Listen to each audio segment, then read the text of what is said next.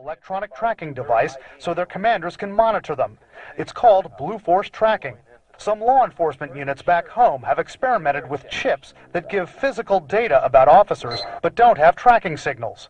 U.S. military officials say soldiers and Marines in most regular combat units in Iraq, like the Missing Soldiers Division, are not outfitted with tracking devices.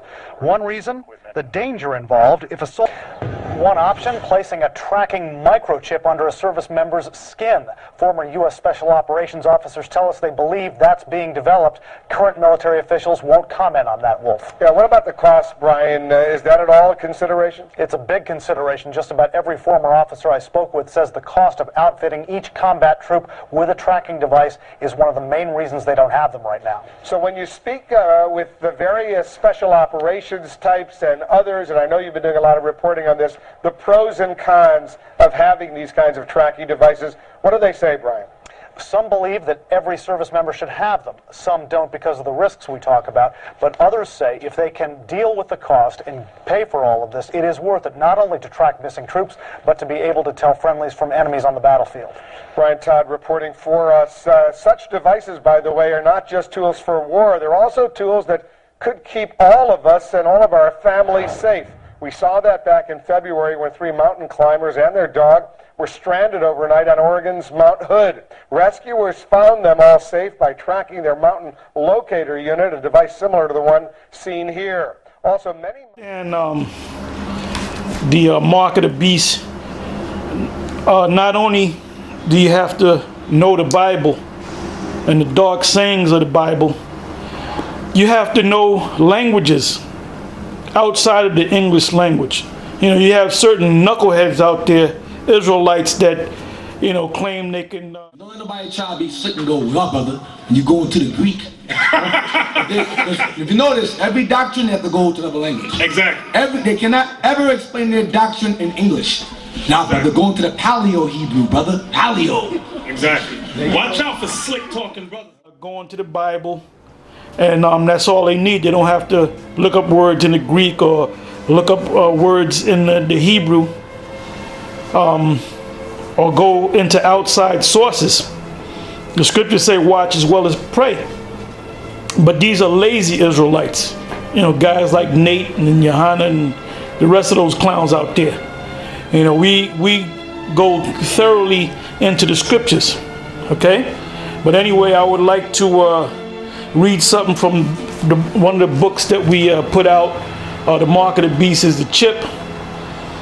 And just to show you that you have to go into the Greek, the Hebrew, and into the Greek to get a further understanding. That's why, like I said, going back to what I said about these other Israelite groups, none of them believe that the mark of the beast is a microchip. They don't even know about the microchip.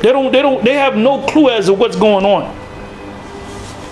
They don't know that it relates to the Obamacare, the Affordable Health Care Act.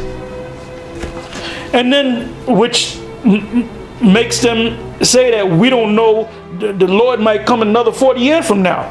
They're lost, man. They're lost.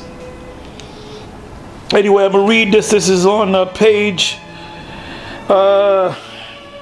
35 of this book. It says, and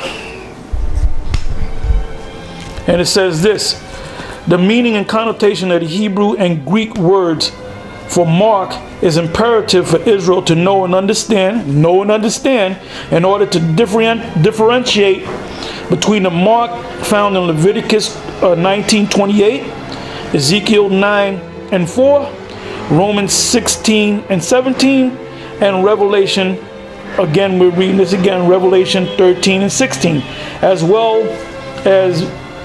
as be able to identify and recognize the RFID chip. Let me say something on the RFID. The RFID is acronym for radio frequency identification. Now, Nate did a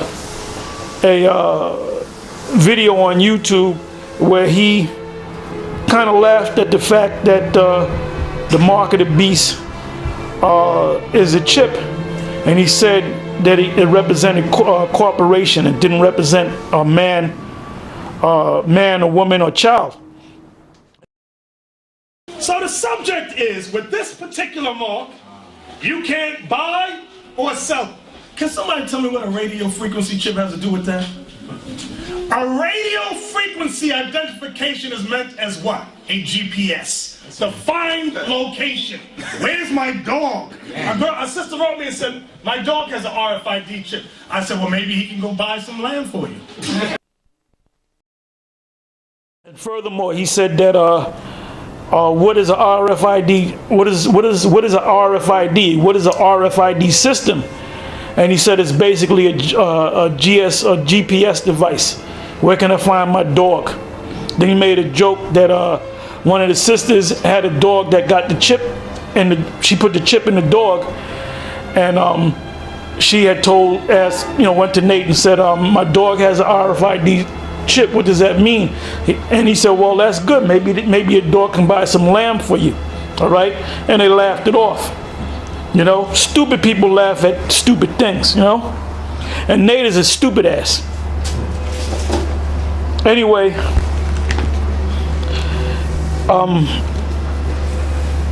reading on, I'm sorry. It says, able to identify and recognize the RFID chip as being the mark of the beast. The Hebrew used in Ezekiel 9:4 is the Hebrew word thawa, which means sign, mark, or signal.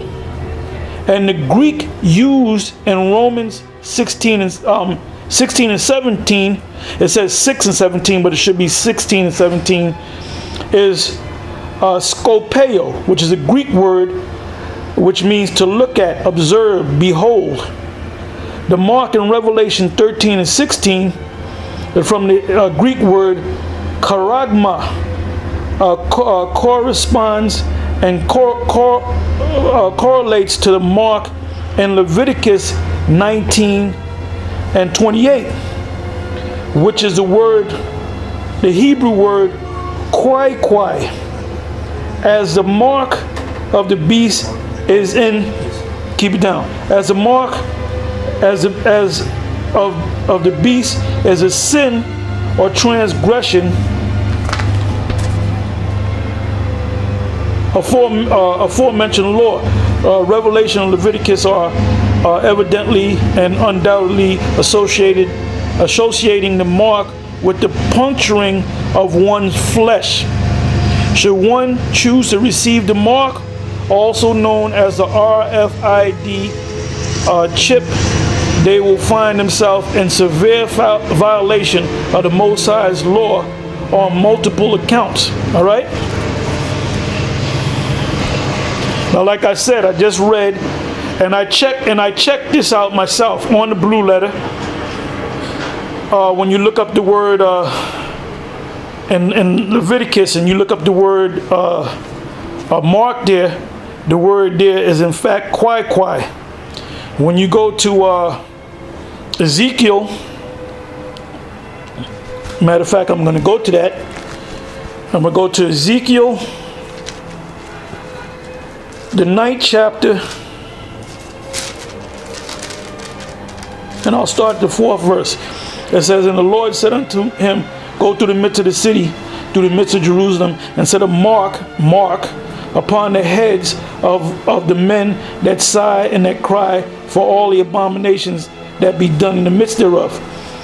Now that word there for mark is not the same word for kwai. All right?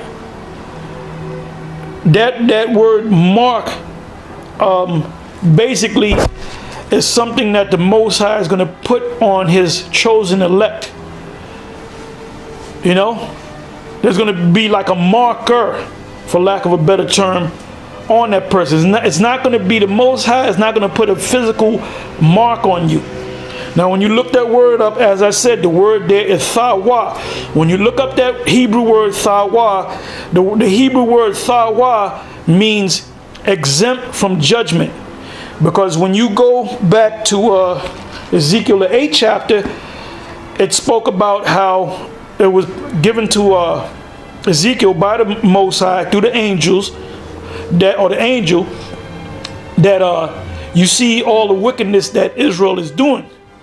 So now this is what I'm going to do to them, because the Lord said that there are certain men that are following my laws and have not turned their back to me, but the majority of my people have turned their back. And you had the women weeping for Tammuz. It tells you in Jeremiah that the women were making cakes to the queen of heaven, and our people do that secretly. So the Most High said, I'm gonna separate them that sigh and cry, and then what I'm gonna do, I'm gonna destroy the rest of the Israelites. And it's talking about Israelites. All right. Now, I want to also go into this briefly. I just want to read these scriptures. And the first scripture is Revelation 14 and 8 to 11. Revelation. And these scriptures speak about the ones of you that accept this microchip, which is the mark of the beast. And this is what's going to happen to you. Revelation 14, I'm going to start at the 8th verse, and it says this. It says, and there followed another angel saying, Babylon is fallen, which is America, is fallen, that great city, because she made all nations drink of the wine of the wrath of her fornication. That's spiritual fornication. And our 9th verse, and the third angel followed them, saying with a loud voice, if any man worship the beast, that's the modern beast, NATO, the UN system, the EU, the Obamacare is a part of that system, worship the beast and his image, and receive his mark, all right, in his forehead or in his hand, the same shall drink of the wine of the wrath of the Most High, which is poured out without mixture into the cup of his indignation, and he shall be tormented with fire and brimstone in the presence of the holy angels and in the presence of the Lamb. Now that's talking about what? When this system goes down, the Lord is coming back with his majestic angels, and the angels, and the Lord and the angels, when they come back in the so-called UFOs, you can't put a number on them. There's going to be an innumerable amount of angels in the sky that's going to cover the skies of America and around the world. Matthew 24 says to cover the four corners of the earth. And the ones of you that have received that mark, guess what? You're not going to be beamed up into them ships, and you're going to be destroyed by this thermonuclear destruction from the Russians and possibly the Chinese, and the laser beams that's going to come out of those ships, led by the Lord Yahweh Shai and his angels. So, you know, I mean, all we can do is give you this truth, and you can either accept it or reject it.